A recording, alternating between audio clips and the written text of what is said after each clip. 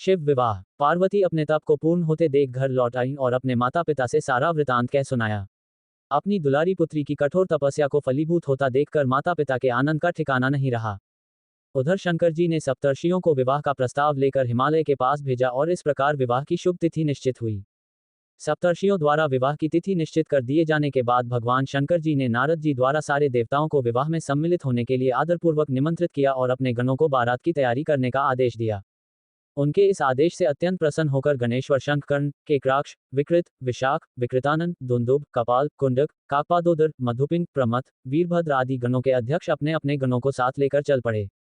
नंदी, क्षेत्रपाल, भैरव आदि गणराज भी कोटि कोटि गणों के साथ निकल पड़े। ये सभी 3 नेत्रों वाले थे। सबके मस्तक पर चंद्रमा और गले में नीले चिन्ह थे। सभी ने रुद्राक्ष के आभूषण पहन रखे थे। सभी के शरीर पर उत्तम भस्म पुती हुई थी। इन गणों के साथ शंकर जी के भूतों, प्रेतों, पिशाचों की सेना भी आकर सम्मिलित हो गई। इनमें डाकनी, शाकिनी, यातुधान, वेताल, ब्रह्मराक्षस आदि भी शामिल थे। इन सभी के रूप, रंग, आकार, प्रकार, चेष्टाएं, वेशभूषा, हाव भाव आदि सभी कुछ अत्यंत विचित्र थे। किसी के मुख ही नहीं था और किसी के बहुत से मुख थे। कोई बिना हाथ पैर के ही था तो कोई बहुत से हाथ पैरों वाला था। किसी के बहुत सी आंखें थीं और किसी के पास एक भी आंख नहीं थी। किसी का मुख गधे की तरह, किसी का सियार की तरह, किसी का कुत्ते की तरह था। उन सब ने अपने अंगों में ताज़ा खून लगा रखा था। कोई अत्यंत पवित्र और कोई अत्यंत विभत्स तथा अपवित्र गणवेश धारण किए हुए था। उनके आभूषण बड़े ही डरावने थे। उन्होंने हाथ में नर कपाल ले रखा था।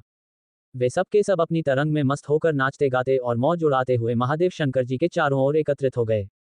चंडी देवी बड़ी प्रसन्नता के साथ उत्सव मनाती हुई भगवान रुद्रदेव की बहन बनकर वहां आ पहुंची। उन्होंने सर्पों के आभूषण पहन रखे थे। वे प्रेत पर बैठकर अपने मस्तक पर सोने का कलश धारण किए हुए थीं। धीरे धीरे वहां सारे देवता भी एकत्र हो गए। उस देवमंडली के बीच में भगवान श्री विष्णु गरुड़ पर विराजमान थे।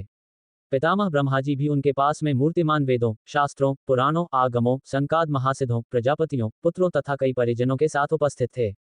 देवराज इंद्र भी कई आभूषण पहन अपने ऐरावत गज पर बैठ वहां पहुंचे थे। सभी प्रमुख ऋषि भी वहां आ गए थे। तुम्बुरु, नारद, हाहा और हुहु आदि श्रेष्ठ गंधर्व तथा किन्नर भी शिवजी की बारात की शोभा बढ़ाने के लिए वहां पहुंच गए थे। इनके साथ ही सभी जगन्माताएं, देवकन्याएं, देवियां तथा पवित्र देवांगनाएं भी वहां आ गई थीं। इन सभी के वहां मिलने के बाद भगवान शंकर जी अपने स्फुटिक जैसे उज्ज्वल, सुंदर वृषभ पर सवार हुए। दूल्हे के वेश में शिवजी की शोभा निराली ही छटक रही थी। इस दिव्य और विचित्र बारात के प्रस्थान के समय डमरुओं की डम डम, शंखों के गंभीर नाद, ऋषियों महर्षियों के मंत्रोच्चार, यक्षों, किन्नरों, गंधर्वों के सरस गायन और देवांगनाओं के मनमोहक नृत्य और मंगल गीतों की गूंज से तीनों लोग परिव्याप्त हो उठे। उधर हिमालय ने विवाह के लिए बड़ी धूमधाम से तैयारियां की और शुभ लग्न में शिवजी की बारात हिमालय के द्वार पर आ लगी। पहले तो शिवजी का विकट रूप तथा उनकी भूत प्रेतों की सेना को देखकर मैना बहुत डर गईं और उन्हें अपनी कन्या का पाणी ग्रहण कराने में आनाकानी करने लगी। पीछे से जब उन्होंने शंकर जी का करोड़ों कामदेवों को ले जाने वाला 16 वर्ष की अवस्था का परम लावण्यमय रूप देखा तो वे देह गेह की सुधि भूल गईं और शंकर पर अपनी कन्या के साथ ही साथ अपनी आत्मा को भी न्यौछावर कर दिया। हर गौरी का विवाह आनंदपूर्वक संपन्न हुआ। हिमाचल ने कन्यादान दिया। विष्णु भगवान तथा अन्यान्य देव और देव रमणियों ने नाना प्रकार के उपहार भेंट किए। ब्रह्मा जी ने वेदोक्त रीति से विवाह करवाया। सब लोग अमित उत्साह से भरे अपने अपने स्थानों को लौट गए।